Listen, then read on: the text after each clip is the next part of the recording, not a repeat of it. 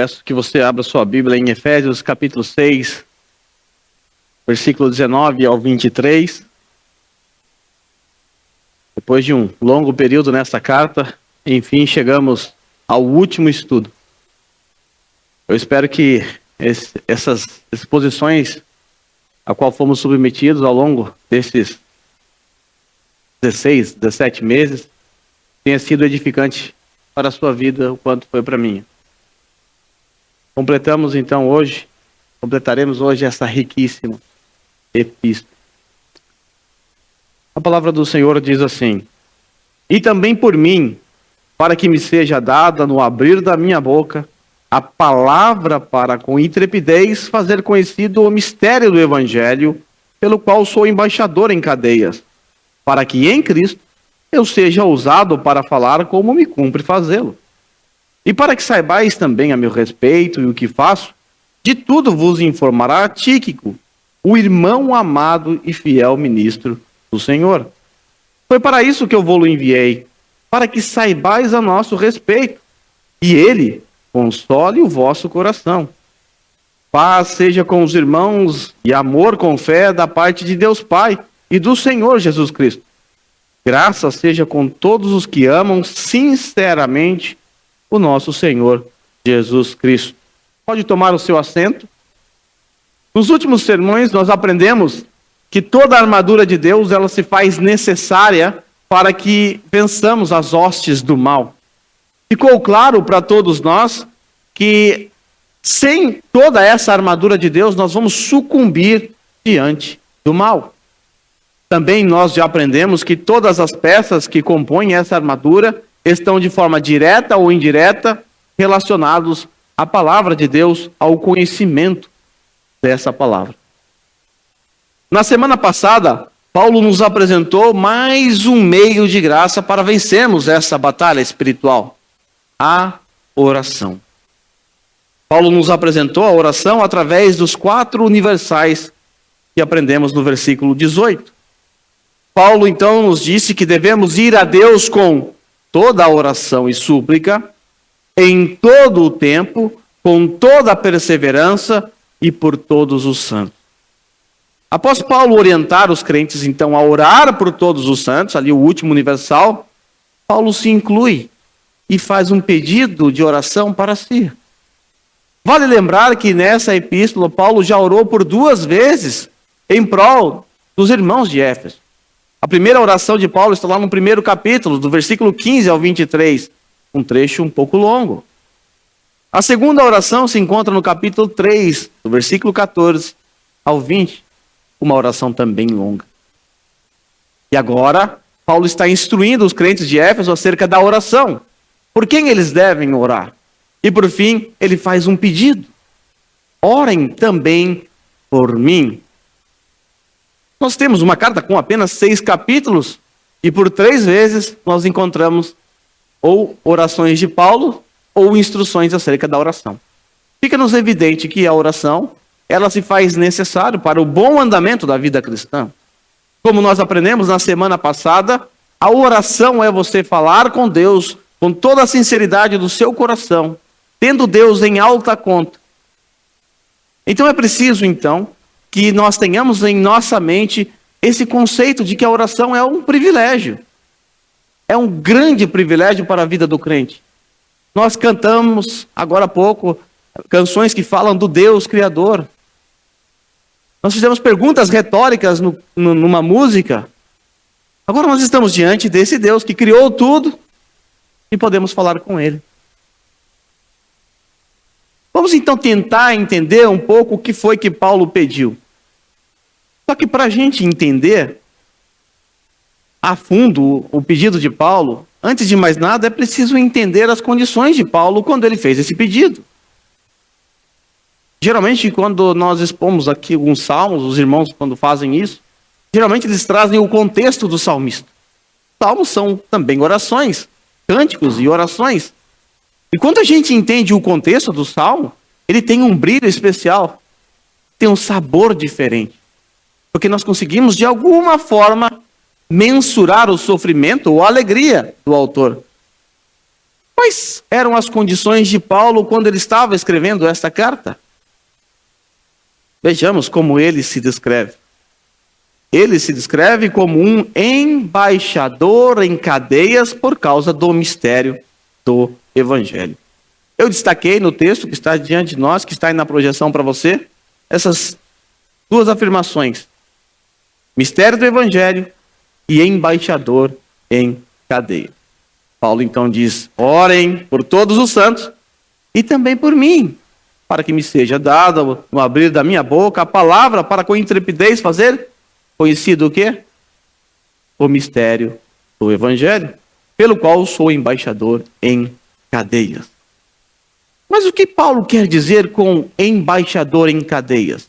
Será que é uma figura de linguagem? Será que está se referindo às hostes do mal que estavam ali o aprisionando de alguma forma? O que vem a ser mistério do Evangelho? Para a gente entender a condição de Paulo e o que significa mistério do Evangelho, nessa epístola, nós precisaremos automaticamente retornar para o capítulo 3. Porque aqui Paulo não nos explica o que é o mistério.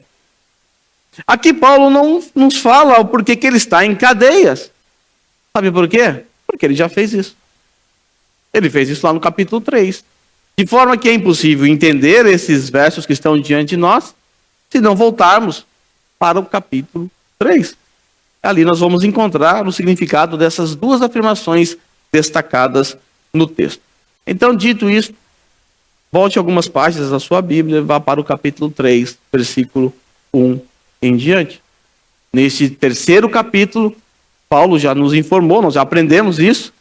Ele nos diz que ele estava em prisão. Ele era um prisioneiro. Se você correr os teus olhos para o capítulo 4, versículo 1, aquele texto que eu repito sempre, aquele rogo de Paulo: eu, como prisioneiro do Senhor, rogo-vos que vivam de maneira digna da vocação a que foram chamados. Lá no capítulo 3, Paulo começa dizendo assim: por essa razão, por esse motivo, eu, Paulo, sou prisioneiro de Cristo Jesus, por amor de vocês, gentios. Paulo diz que ele está preso. Ele é um prisioneiro de Cristo Jesus. A pergunta natural a se fazer é: o que Paulo fez de errado para estar preso? Que crime ele cometeu? Como é que a gente faz para entender isso? Bom, é muito fácil. Quando nós olhamos aí para esse versículo primeiro, perceba que ele começa com por essa razão. Nós temos uma locução conjuntiva. E a função dessa locução é ligar uma oração à outra. Então é muito fácil. Para entender o que Paulo quer dizer aqui, entender a razão ou o motivo da sua prisão, é preciso voltar ao capítulo 2. Virar uma página para trás. Quando a gente volta as nossas mentes para o capítulo 2, ali a gente então descobre o que levou Paulo a estar preso. Por que ele está preso? O que a gente encontra no final do segundo capítulo? Paulo está revelando um grande mistério, e aí a gente já vai depois entender o que mistério é esse. É um mistério que estava oculto em eras passadas. Aqui só para dar uma dica para você, esse mistério era que os gentios seriam concidadãos dos santos, membros da família de Deus, santuário do Senhor. Essa era a mensagem que Paulo estava pregando. Que agora em Cristo Jesus não há mais separação entre judeus e gentios. E que agora tanto judeus e gentios são membros da mesma família, concidadãos dos santos e santuário do Senhor. E é por causa dessa mensagem que Paulo está preso. Após essas afirmações, no final do capítulo 2, ele fala: então é por causa disso. É por causa disso que eu sou prisioneiro de Cristo. Por causa dessa mensagem. Agora, volte lá para Atos capítulo 21. A partir do versículo 17. Ali Lucas, ele registra a chegada de Paulo na prisão em Jerusalém. A partir do versículo 28, Paulo foi acusado de introduzir um gentio no templo. Nós sabemos que no templo havia alguns pátios. E havia pátios destinados aos gentios. E o gentio não podia ultrapassar uma muretinha, bem baixinha, para o lado dos judeus. Isso era algo inaceitável. Era uma blasfêmia. Paulo então foi acusado injustamente de introduzir Trófimo no templo. O que aconteceu? Qual foi o resultado dessas acusações? Paulo simplesmente foi espancado. Ele quase morreu. Ele só não morreu porque alguns oficiais romanos, que estavam de guarda, perceberam a situação e tiraram Paulo. Paulo então estava sendo agora conduzido pelos oficiais, saindo do meio da multidão, ou seja, dos judeus. Ele se recompõe e ele pede para dar uma palavra aos seus compatriotas, os judeus. E lá no capítulo 22, ele faz uma defesa em aramaico. Ao que tudo indica, os seus compatriotas estavam ouvindo atento o que Paulo estava falando. O que Paulo falou? Ele começou contando o seu testemunho. Como o Senhor o chamou no caminho de Damasco, até aí tranquilo, todo mundo estava ouvindo. Aí nós chegamos no versículo 21, Paulo diz assim, todo mundo em silêncio, ouvindo, em aramaico. Aí Paulo diz assim, então o Senhor me disse, vá e eu o enviarei para longe aos gentios. Quando Paulo falou isso, a multidão começou a gritar. Por causa dessa mensagem. O Senhor me disse, vá, eu enviarei você para longe, aos gentios. A multidão então começa a gritar, tirem esse homem daqui, tirem-o da face da terra, ele não merece viver. Percebe a gravidade? A mensagem de Paulo o colocou em maus lençóis. A mensagem de que ele ia para os gentios, se você continuar lendo a história em Atos, aqui Paulo vai preso, ele fica preso na Fortaleza Antônia, nessa noite. Mas se você continuar lendo a história, você vai perceber que em um determinado momento, ele, como um cidadão romano, apela para César. E de Jerusalém, ele é transferido para Roma, de onde ele escreve essa epístola que nós estamos estudando. Tudo bem, nós já entendemos a razão da prisão de Paulo. Ele está na prisão porque ele ama os gentios. Porque o próprio Senhor o comissionou para pregar aos gentios. Não à toa, ele é conhecido como o apóstolo dos gentios. Preste atenção na parte final deste versículo que está aí projetado para vocês. Sou prisioneiro de Cristo Jesus por amor de vocês. Gente, ele passou a amar os gentios. Ainda olhando para este verso, há algo que nos chama a atenção, eu quero destacar para vocês. Paulo diz que ele é prisioneiro de Cristo Jesus. Ele está preso em Roma, mas ele está nos dizendo que ele é prisioneiro de Cristo Jesus. Nós podemos aprender algumas lições dessa afirmação de Paulo. Paulo compreendia a soberania de Deus em suas últimas consequências. Paulo sabe que Nero não é um acidente nos desígnios de Deus. Paulo sabe que Roma não é um mero acidente ou um casualismo. Paulo sabe que Nero, na verdade, é um instrumento de Deus, usado por Deus, para um fim glorioso. Tudo estava no controle de Deus. A prisão de Paulo estava no controle de Deus. Esse entendimento faz Paulo olhar para a sua situação de um outro prisma. Faz ele ter uma visão excelsa do Evangelho e da sua condição. Paulo repousa sobre as asas da soberania de Deus. E Paulo poderia reclamar. Paulo poderia dizer assim, Deus, por que está fazendo isso comigo? Porque eu estou aqui nessa cela, aqui nessa prisão. É verdade, a primeira prisão é domiciliar, mas eu estou preso. Eu sou um apóstolo. Eu fui comissionado para anunciar o evangelho aos gentios. Como eu vou fazer isso aqui? Por tua causa eu estou aqui. O Senhor não vai com a minha cara. Talvez essa fosse ou tenha sido a nossa reação ante uma adversidade. O que nós mais fazemos é reclamar. Também reclamamos. Às vezes reclamamos. E quando sobra tempo também reclamamos. Por quê? Porque às vezes nos esquecemos que Deus está no controle de tudo, absolutamente tudo o que acontece em nossa vida.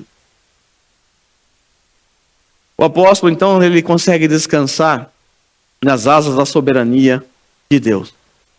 Agora, volte lá para Atos capítulo 23. A história continua.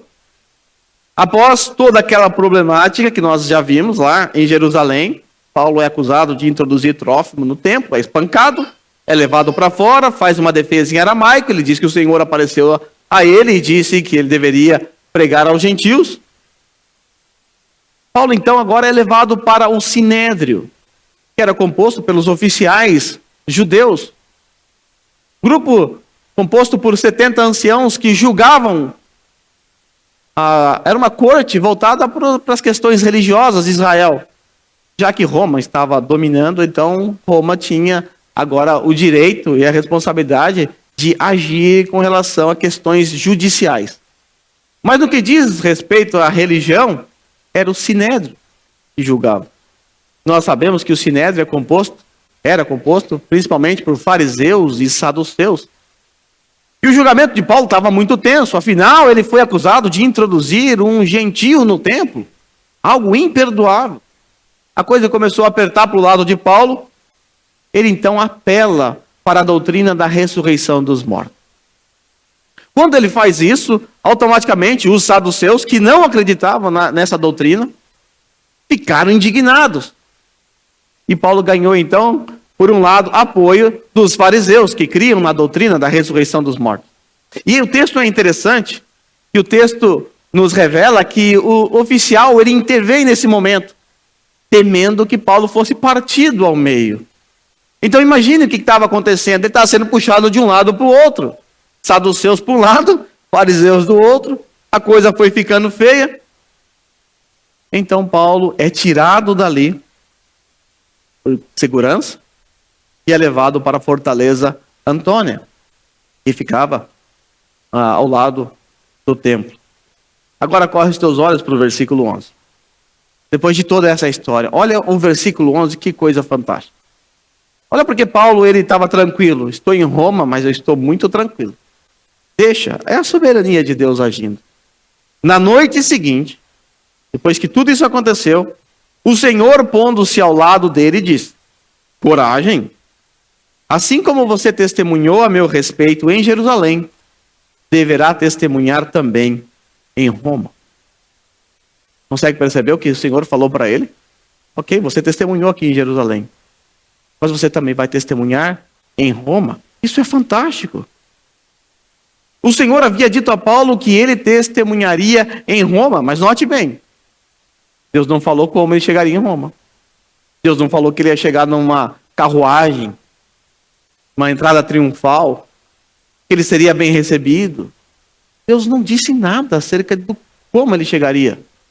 Mas Deus havia dito, você vai para Roma.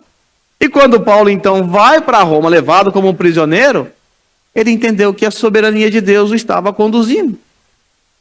Ele estava lá por causa da vontade de Deus. Por isso ele não se considera um prisioneiro de Roma, um prisioneiro de Nero. Ele se considera um prisioneiro de Cristo. Ele sabe que Deus o colocou ali para que ele anunciasse o Evangelho. Pense, se ele não estivesse preso, nós não teríamos essa epístola, Colossenses e Lemão. Deus estava conduzindo a história, como está fazendo ainda hoje. O entendimento de que Deus está no controle de todas as coisas norteou a postura de Paulo ao escrever essa epístola. Norteou o sentimento, o coração de Paulo.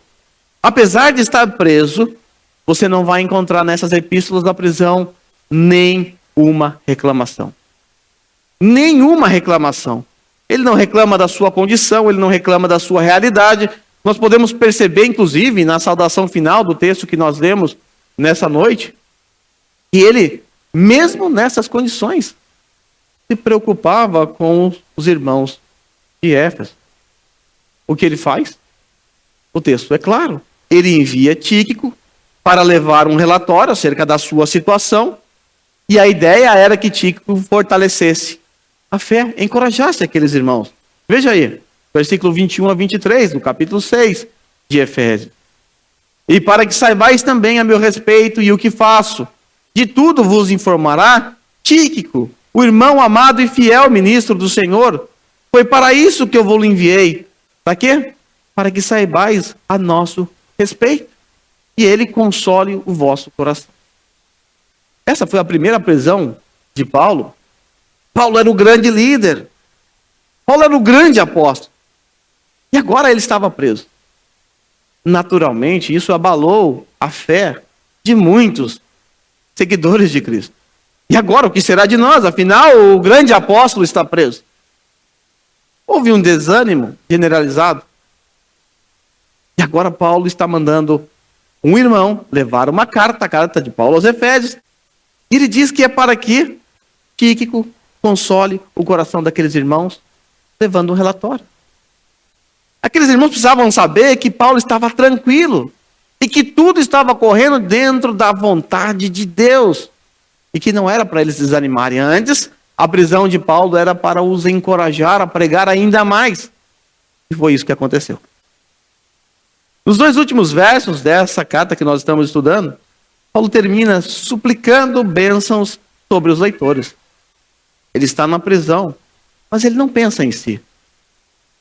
Ele não pensa no seu problema, ele pensa na igreja, nos irmãos. Ele então suplica a Deus que a paz seja com os irmãos, e amor, com fé, da parte de Deus Pai e do Senhor Jesus Cristo. Ele suplica para que a graça seja com todos aqueles que amam sinceramente a nosso Senhor Jesus Cristo. Paulo amava aqueles irmãos, porque ele entendia que a sua prisão era por causa deles, por causa dessa mensagem. E ele amava aqueles irmãos, então por amor a esses gentios, ele estava preso. E ele entendia, acima de tudo, que não era um prisioneiro de Roma, era um prisioneiro de Cristo. Vamos voltar para o nosso texto, vamos analisar o pedido de Paulo. O que é que Paulo está pedindo? Se eu abrisse agora uma oportunidade para você, um momento de oração agora. Vamos abrir esse momento, daqui a pouco o microfone vai chegar aí para você fazer um pedido de oração. O que você pediria? Qual seria seu pedido de oração? E se você estivesse na condição de Paulo ou numa condição pior do que a de Paulo? Qual seria o seu pedido? Daqui a pouco o Candião vai levar o microfone aí.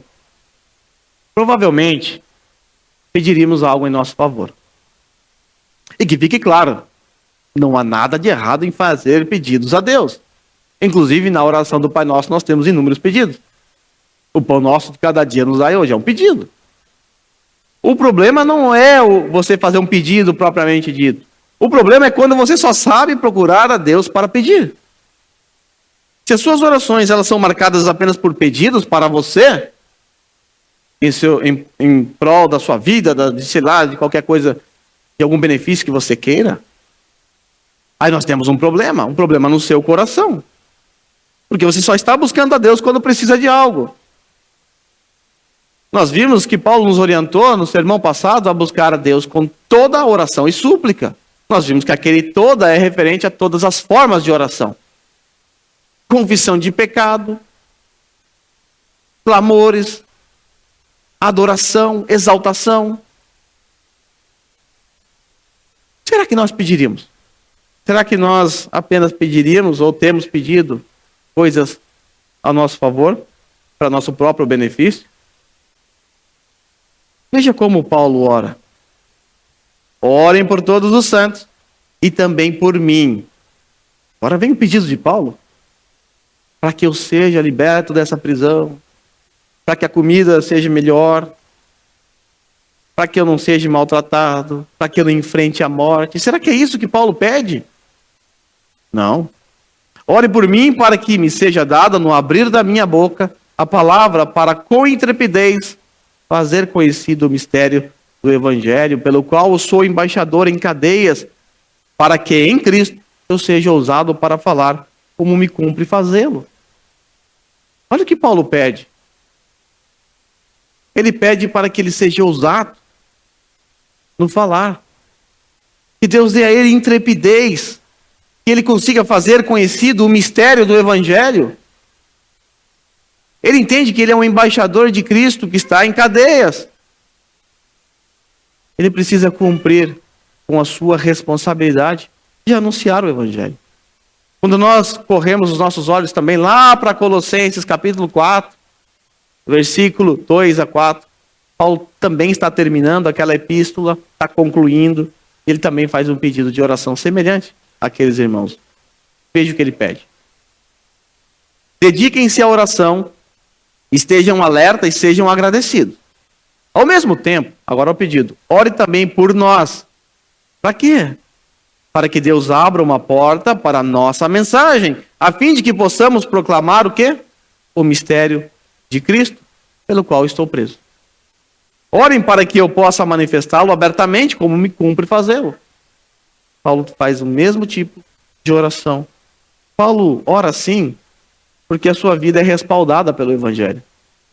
Ele entende que a sua condição ali na prisão jamais fugiu dos propósitos de Deus para a vida dele. Ele está exatamente no lugar que Deus quer, na hora exata.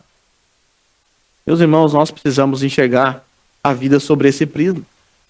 Nós precisamos aprender a enxergar as nossas adversidades, as nossas dificuldades, sobre essa ótica. A ótica da soberania absoluta de Deus. Ele está no controle de tudo.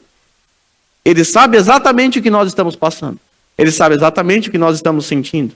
Ele sabe a condição em que nós nos encontramos. E nada disso sai do controle de Deus. Agora, se nós não confiarmos na soberania de Deus, só nos resta desespero. Não há esperança. Porque se Deus não está no controle do que está acontecendo em nossas vidas, quem está? Eu? Você? Se a resposta for sim, estamos perdidos. Porque não sabemos nem para onde ir. Não sabemos nem o que fazer. Não sabemos nem como orar. Mas o controle está nas mãos de Deus. E isso é tão confortante. Isso traz alívio. Descansar nas asas da soberania de Deus. Não podemos nos esquecer jamais que Deus detém nas suas mãos o controle de todas as coisas, inclusive da minha e da sua vida.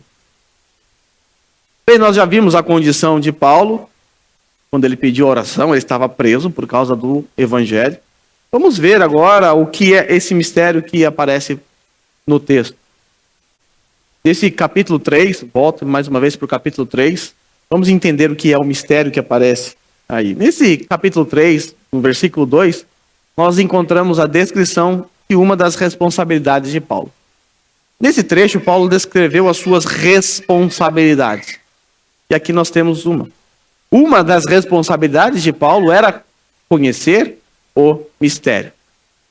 Paulo diz que tem essa responsabilidade para com os gentios. A responsabilidade, ela é decorrente do quê? Do conhecimento do mistério que lhe foi dado a conhecer. Eu sei que eu já expliquei isso aqui em outras ocasiões, sei que nós já sabemos o significado da palavra mistério, mas pode ser que ainda pare dúvida, ou alguém tenha esquecido, tomado ao fato também que temos recebido visitas constantes em nossa igreja, então eu julgo que seja necessário explicar, até porque há pessoas que também nos acompanham pela internet. Mas antes de responder o que é esse mistério, vamos relembrar como Paulo recebeu esse mistério. Se você atentar para o texto que está projetado aí para você, você vai perceber que o mistério foi dado a conhecer por revelação. Certamente vocês ouviram falar da responsabilidade imposta a mim em favor de vocês, pela graça de Deus, isto é, o mistério que foi dado a conhecer por revelação, como já lhes escrevi em poucas palavras. Paulo está dizendo aos irmãos de Éfeso, lá no capítulo 3, que ele recebeu por revelação o mistério, que ele já explicou em poucas palavras. Então, onde estão essas poucas palavras mencionadas por Paulo nesta carta? Óbvio, tem que estar para trás do capítulo 3.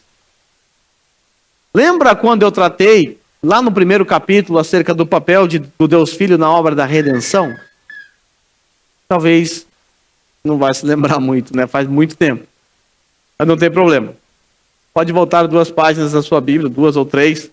Vá lá para o versículo 9 no primeiro capítulo dessa carta. Vamos refrescar a memória. Diz assim o texto: e nos revelou, Paulo falando, o mistério da sua vontade, de acordo com o bom propósito que ele estabeleceu em Cristo. Que propósito é esse?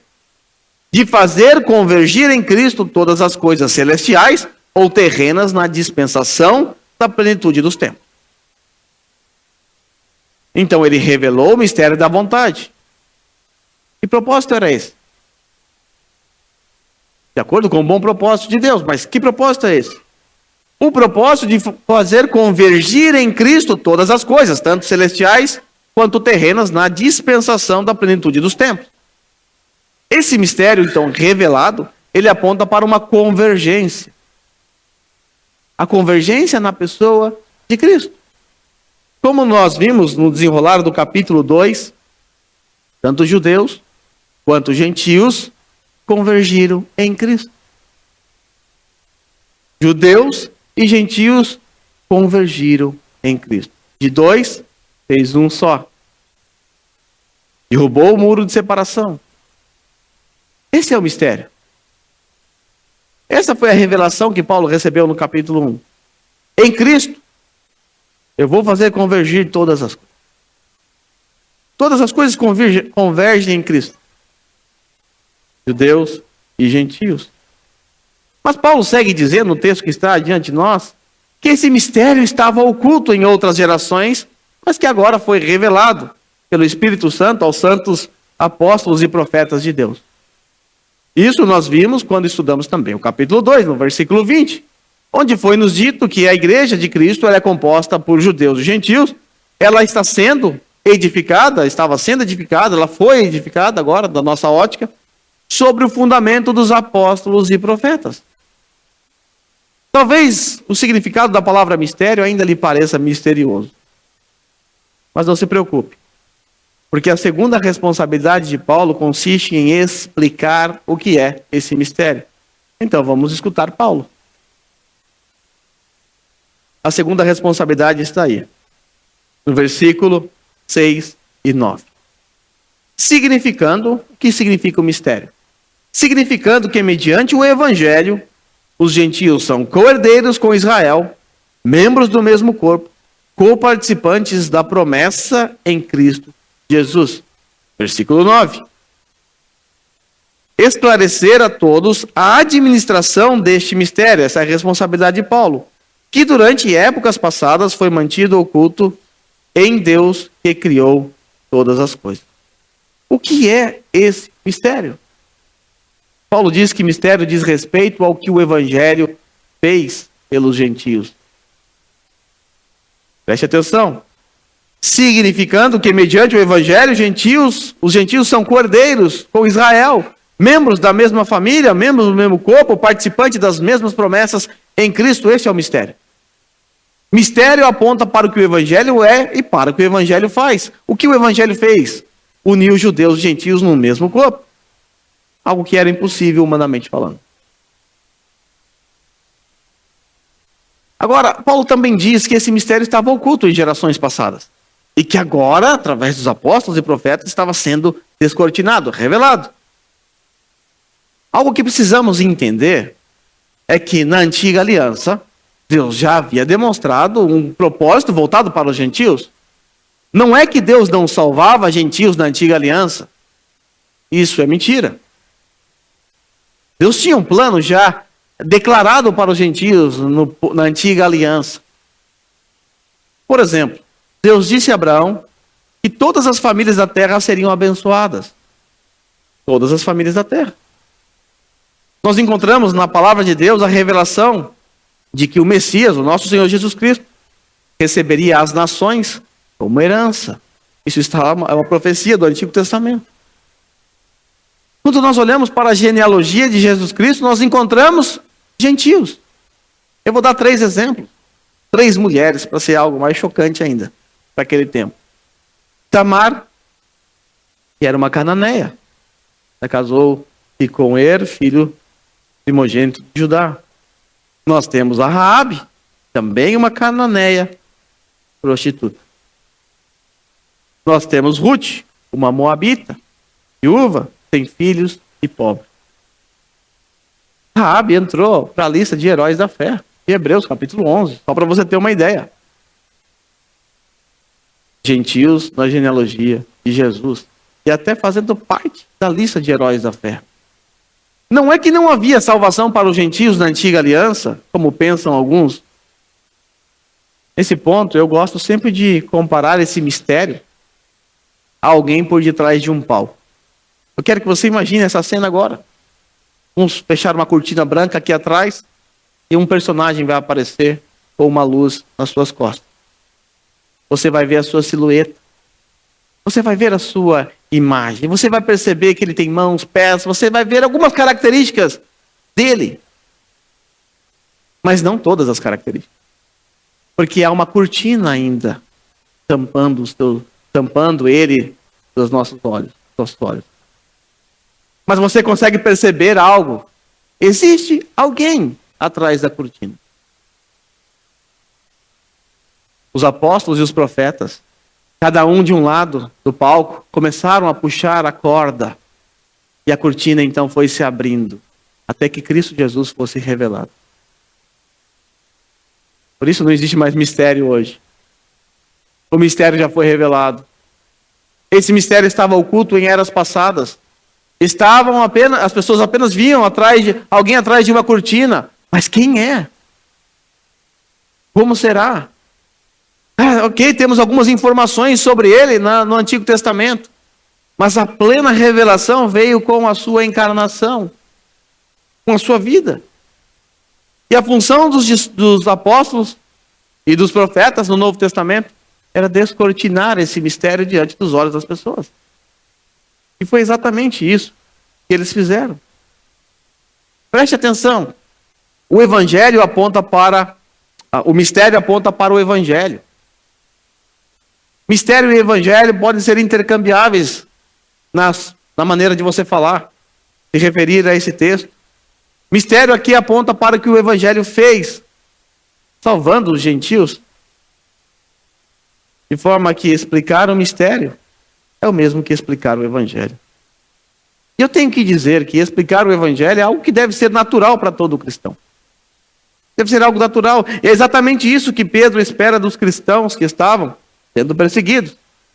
Estejam sempre preparados para responder com temor e mansidão a todos aqueles que vos pedir a razão da esperança que há em vós.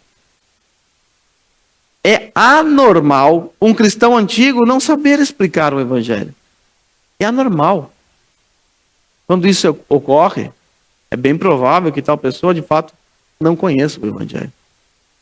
Eu já contei uma história aqui, e eu vou contar de novo.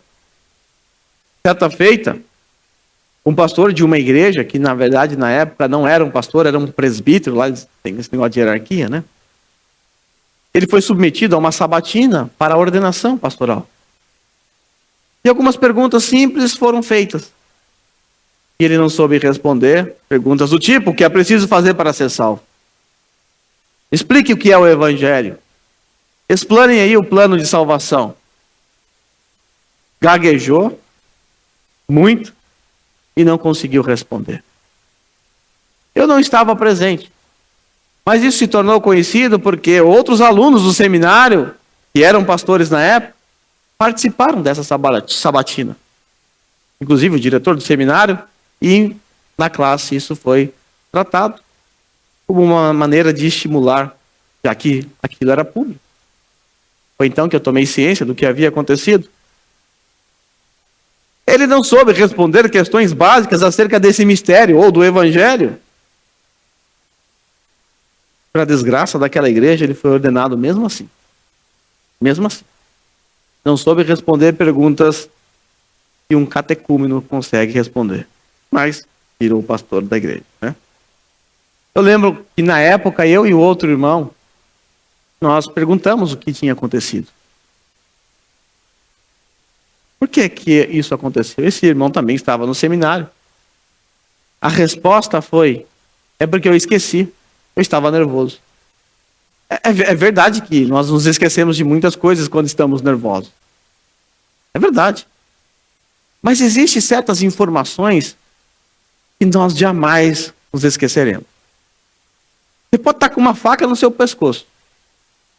E se o meliante perguntar a você qual é o nome da sua esposa, você não vai esquecer jamais. Qual é o nome do seu filho? Você não vai esquecer jamais. Qual é o seu telefone, seu endereço? Nós nos esquecemos daquelas informações que adquirimos apenas para passar numa prova, por exemplo. Você estuda na noite anterior, 10 na prova. 2 semanas depois você não lembra mais nada. Se é a prova para você, você já não consegue responder. Porque não são informações corriqueiras do seu dia a dia. Você vai esquecer. Agora, quando você é detentor de informações que fazem parte do seu dia a dia, isso você não esquece. Como pode um candidato ao episcopado esquecer o que é o evangelho? Não faz sentido. Não faz sentido. Sabe por quê? Porque, como eu tenho dito, o evangelho é a informação mais importante que recebemos. É a informação mais importante do cristianismo. É o evangelho que mantém o cristianismo em pé. E é essa boa notícia que deve nortear as nossas vidas. O evangelho é o prisma pelo qual nós olhamos o mundo à nossa volta. O evangelho é o prisma pela qual Paulo olhou a sua situação na prisão. É a informação mais importante. É o bem mais precioso. É o bem mais precioso. Nós não podemos esquecer como tal pastor, que na época, na verdade, ele nem conhecia. Perceba que é um processo lógico na responsabilidade de Paulo. Primeiro ele precisa conhecer, depois explicar. Isso é óbvio. Você não vai explicar o que você não sabe, que você não conhece. E aqui, que fique claro, eu não estou falando acerca da didática, da maneira de falar. Não estou falando que você tem que ser alguém eloquente, alguém que domine a retórica. Eu estou falando que você tem que saber falar o evangelho do seu jeito. Você não é eloquente? Tudo bem, Paulo também não era. Se você olhar lá em 2 Coríntios, capítulo 10, versículo 10, aqueles irmãos estavam zombando de Paulo, dizendo que a presença pessoal dele era fraca e as palavras dele desprezíveis. Paulo não era um bom orador. Apolo era. Nós podemos não ser um exímio comunicador. Talvez não nasceu o Silvio Santos, que consegue se comunicar de uma maneira surpreendente. Talvez você não seja alguém eloquente. E tudo bem.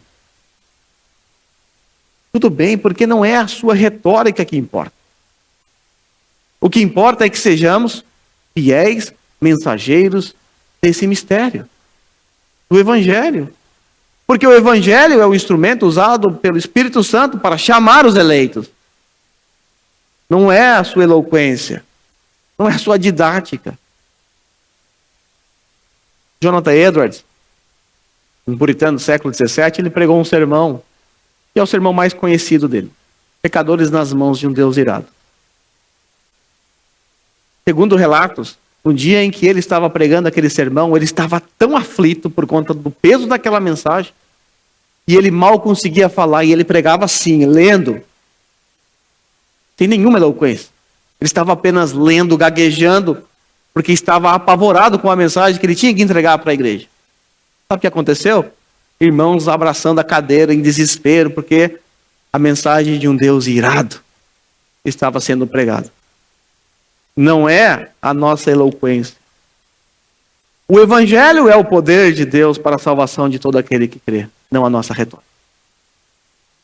O fato é que nós temos que pregar o evangelho. E para isso precisamos conhecê-lo muito bem.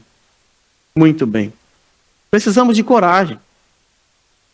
Pregar o evangelho requer de nós coragem, ousadia, intrepidez, sim, para você tomar aí à frente, buscar uma oportunidade para anunciar a mensagem de salvação aos que estão perdidos. Aliás, esse é o pedido de Paulo na sua oração registrada no texto que estamos estudando. Orem por mim, para que seja me dado no abrir da minha boca a palavra, o evangelho, para com intrepidez fazer conhecido o quê? O mistério o mistério do Evangelho, pelo qual eu sou embaixador. Preso, é verdade. Eu peço oração para que em Cristo eu seja ousado no falar, como me cumpre fazer. Essa é a oração que nós podemos fazer e devemos fazer. Senhor, por favor, me dê essa intrepidez. Me dê coragem de buscar aquele meu companheiro na fábrica, quando nunca tive coragem de falar nada para ele sobre o Senhor. É minha responsabilidade. Preciso fazer isso. Então, por favor, Senhor, me ajude.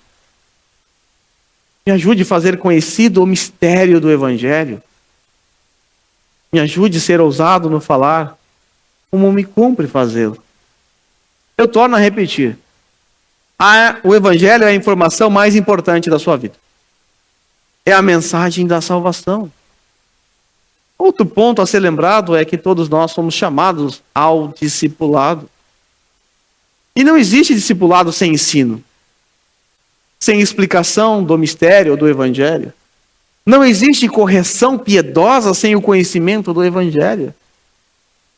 Percebe aqui que as responsabilidades mencionadas por Paulo também são as nossas responsabilidades? É preciso conhecer, explicar e ser um ministro do mistério. Capítulo 3, versículo 7. Paulo, no texto que nós estamos estudando, lá no capítulo 6, ele se descreve como um embaixador em cadeias, né? Lembre-se disso. Eu sou um embaixador em cadeias. Agora, Paulo se descreve de outra forma. Ele se descreve como um ministro do Evangelho. Deste Evangelho, Paulo diz, me tornei ministro. Outrora ele havia chamado de mistério, agora ele já chama de Evangelho. Me tornei ministro pelo dom da graça de Deus a mim concedido, pela operação do seu poder. Lembre-se, Paulo havia dito que ele é um embaixador em cadeias, e agora ele está dizendo que ele é um ministro do Evangelho. E para que não reste dúvidas, todos nós aqui somos ministros do Evangelho. Somos ministros de Cristo. Eu sei que essa é um termo, um título que geralmente é usado pelos pastores, mas a palavra ministro que aparece aqui nesse texto é a palavra diáconos. De onde surgiu o conceito de diácono, né? Os diáconos, eles foram dados à igreja para servir em áreas as quais os pastores não podem servir, porque precisam se dedicar à oração e à pregação do Evangelho. Dessa forma, todos nós somos ministros do Evangelho. Também somos embaixadores. Veja o que o apóstolo Paulo, lá em Corinto, no capítulo 5, versículo 18 a 21, disse: ora, tudo provém de Deus que nos reconciliou consigo mesmo por meio de Cristo e nos deu o ministério da reconciliação, a saber que Deus estava em Cristo reconciliando consigo o mundo, não imputando aos homens as suas transgressões, e nos confiou a palavra da reconciliação. Ora, figura.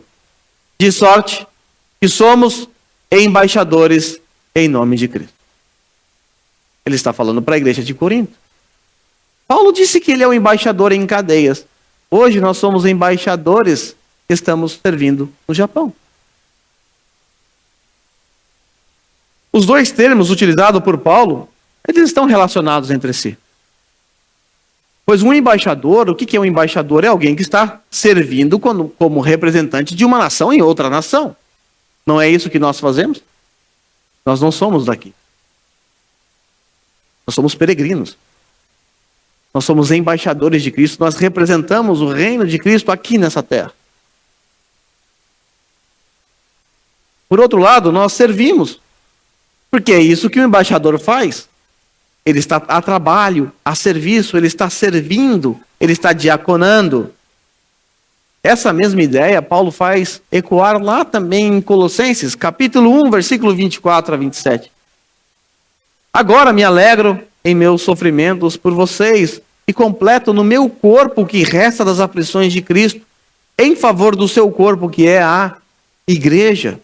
Dela, da igreja, me tornei ministro. Olha a visão que Paulo tinha da igreja. Olha a visão que ele tinha a respeito dele. Eu sou ministro de Cristo a serviço da igreja, em favor do seu corpo, que é a igreja.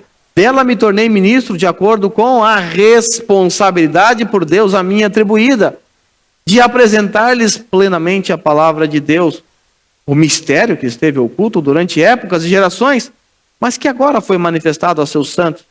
Ele quis dar a conhecer entre os gentios a gloriosa riqueza deste mistério, que é Cristo em vocês, a esperança da glória. Paulo, o ministro de Cristo, servindo a igreja. A mesma realidade. Um apóstolo preso, sofrendo por amor aos gentios, que ele nem conhecia no caso de Colosso.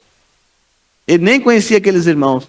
E estava escrevendo uma carta na prisão para enviá-los. Paulo amava a igreja de Cristo. Paulo valorizava a igreja de Cristo apesar das suas imperfeições. Por isso ele disse que ele se tornou ministro de Cristo por causa da igreja, o corpo de Cristo. Essa carta que nós estamos estudando é uma grande prova do amor e preocupação de Paulo. Paulo amava a igreja, porque mesmo preso, pegou uma pena, um tinteiro ou usou alguém para escrever, que era algo caro na época. Mesmo assim, mesmo nessas condições, Paulo se prestou a escrever essa maravilhosa carta. Paulo está refletindo o amor de Cristo pela igreja. O que falar do amor de Jesus pela igreja? A igreja é descrita como a noiva de Cristo. Em Atos capítulo 20 e 28, é-nos dito que a igreja de Deus foi comprada com seu próprio sangue. A igreja foi comprada com o próprio sangue de Deus, o Deus Filho. Ou seja, Cristo amou tanto a igreja, apesar das suas imperfeições, que ele foi capaz de dar a sua vida por ela, mesmo ela sendo imperfeita. O cristão que conhece o mistério da verdade, o Evangelho, ele vai amar a Deus. Ah, vai, com certeza. Ele não poderá deixar de amar também a igreja, porque está no escopo desse mistério a união do crente com Deus e do crente com os seus irmãos. Há uma conexão, está ligado. Eu amo a Deus, automaticamente eu tenho que amar meus irmãos. Foi exatamente o que nós aprendemos lá no capítulo 2. Deus criou um novo homem, unindo judeus e gentios num único corpo, numa única igreja. Esse corpo é conhecido como a igreja de Cristo. É impossível separar a igreja do mistério ou do evangelho. Sabe por quê? Porque a igreja é a consequência natural do evangelho. Os desigrejados, eles desprezam a igreja. Eles dizem que não precisam da igreja. Eu posso adorar a Deus na minha casa, é verdade, pode mesmo. A igreja é algo secundário. Há um desprezo aberto por parte deles. Esses se esquecem que desprezar a igreja é desprezar o mistério que nos foi revelado pela palavra de Deus. Desprezar a igreja é desprezar o evangelho. É desprezar o próprio Deus. Eu digo isso porque não é incomum ouvir certos tipos de cristãos dizendo que amam a Jesus e que não amam a igreja. A igreja é uma invenção humana. Isso é tolice. Sandice. Eu não lembro exatamente quem foi que escreveu isso, mas eu li isso em algum lugar. Como você se sentiria, aspas aqui para alguém que escreveu, como você se sentiria se alguém chegasse para você e dissesse assim: cara, gosto muito de você. Demais. Eu te admiro. Mas eu odeio a sua esposa. Eu odeio a sua esposa. Eu sei que você a ama, mas eu a odeio. O que você pensaria? Certa pessoa. É isso que as pessoas fazem quando dizem que não gostam, não desprezam a igreja. Estão desprezando aquilo que Deus ama. Ele amou a igreja e comprou-a com seu próprio sangue. Pessoas que menosprezam a igreja provavelmente se esquecem ou não sabem que a igreja é a noiva de Cristo. É impossível menosprezar a igreja sem menosprezar a Cristo. Não há uma dicotomia aqui. Isso me faz lembrar, inclusive, das palavras de Jesus a Paulo no caminho de Damasco. Paulo estava no caminho de Damasco, indo para Damasco, evidentemente, para perseguir cristãos, para perseguir a igreja de Cristo.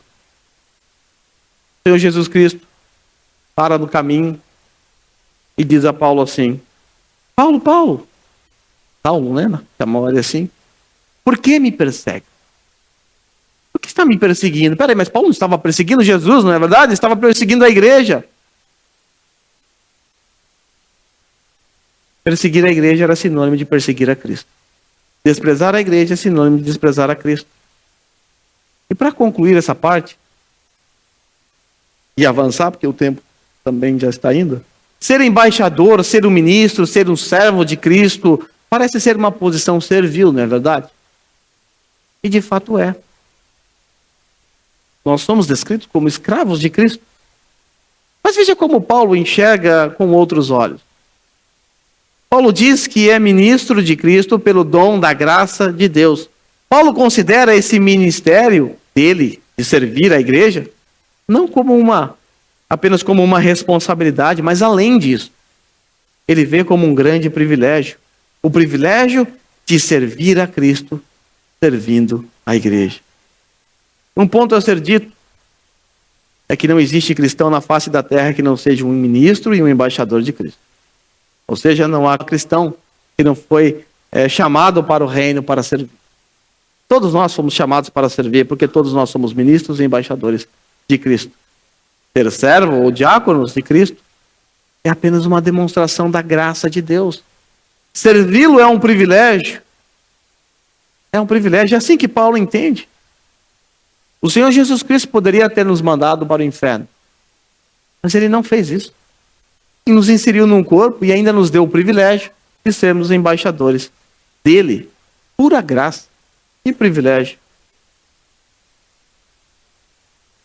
Dentre tantas responsabilidades que temos como ministro de Cristo, está a responsabilidade de anunciar o mistério de Cristo. Vamos ver a última responsabilidade de maneira rápida, por conta do tempo. Nos versículos 8 e 9, lá do capítulo 3, nós encontramos a quarta e última responsabilidade de Paulo, que está escrito aí. Embora eu seja o menor dos menores de todos os santos, foi-me concedida esta graça de anunciar aos gentios as insondáveis riquezas de Cristo e esclarecer a todos a administração deste mistério que durante as épocas passadas foi mantido oculto em Deus que criou todas as coisas. Agora esse menor de todos os santos, ele diz que recebeu a graça não somente da salvação, mas a graça de anunciar aos gentios o quê? As insondáveis riquezas de Cristo. O que são as insondáveis riquezas de Cristo? O que são? Nós temos que anunciar as insondáveis riquezas de Cristo, é importante entender o que são. O que elas são? São as verdades que já foram expostas nos capítulos anteriores. Nós podemos rapidamente, agora de maneira rápida mesmo, relembrar quais são essas insondáveis riquezas que nos foram dadas pela cruz de Cristo. Se você quiser ver mais devagarzinho, você tem uma playlist lá para você assistir. Vai passar bastante tempo assistindo, você vai entender quais são essas insondáveis. Mas vamos lá. Quando nós chegamos no capítulo 1, versículo 3, nós descobrimos que nós somos abençoados por Deus Pai em Jesus Cristo com todas as bênçãos espirituais nas regiões celestiais. Insondável riqueza. Nós descobrimos que Deus nos abençoou, nos escolhendo nele antes da fundação do mundo e que nos predestinou em amor para sermos adotados como seus filhos. Estou no capítulo 1. Também descobrimos lá no capítulo 1 que Deus Pai, Ele enviou o seu único Filho para pagar o preço da nossa redenção. E sabemos que o preço foi o seu próprio sangue derramado no Gólgota. Também descobrimos que o Espírito Santo, Ele é o nosso penhor, Ele é a nossa garantia. E é Ele quem nos selou em Cristo. Ainda no capítulo 1, aprendemos que para que o propósito eterno de Deus nos alcançasse, foi necessário o emprego de uma força. Ou seja, para que a redenção fosse aplicada em nós, foi necessário o emprego do mesmo poder que foi aplicado em Cristo.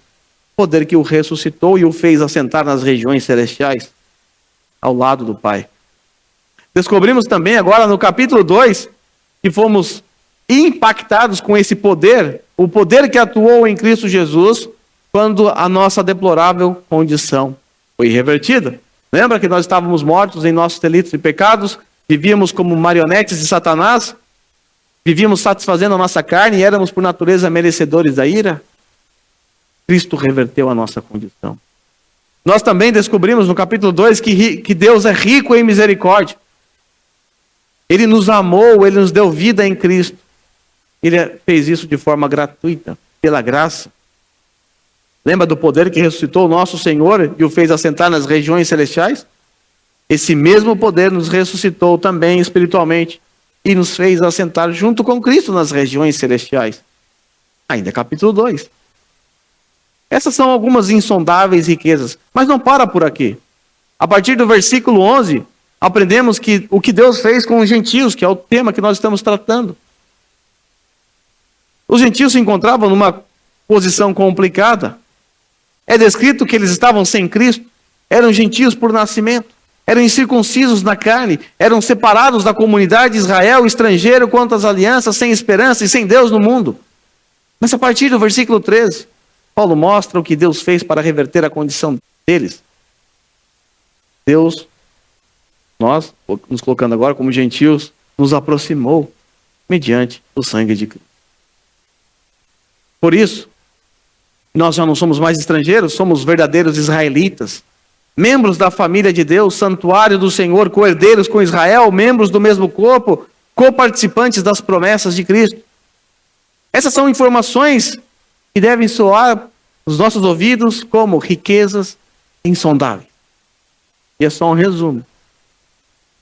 Riquezas insondáveis. Soa para você dessa forma? Espero que sim. Bem, as 4 responsabilidades que nós temos então: conhecer o Evangelho, explicar o Evangelho, trabalhar pelo Evangelho e ser ousado no anunciar o Evangelho. 4 responsabilidades que recaem sobre nós. Essa é a responsabilidade de Paulo e também é nossa. Vamos, nesse momento, orar a oração junto com a oração de Paulo. Vamos pedir a Deus que Ele nos dê, no abrir da nossa boca, a palavra, para com intrepidez fazer conhecido o Evangelho de Cristo. Tem algo que nós precisamos aprender hoje, é entender a soberania de Deus na nossa vida e entender que na soberania de Deus Ele nos colocou nesse corpo e nos fez embaixadores do seu reino e nos deu o privilégio de proclamar o seu glorioso Evangelho. Vamos orar?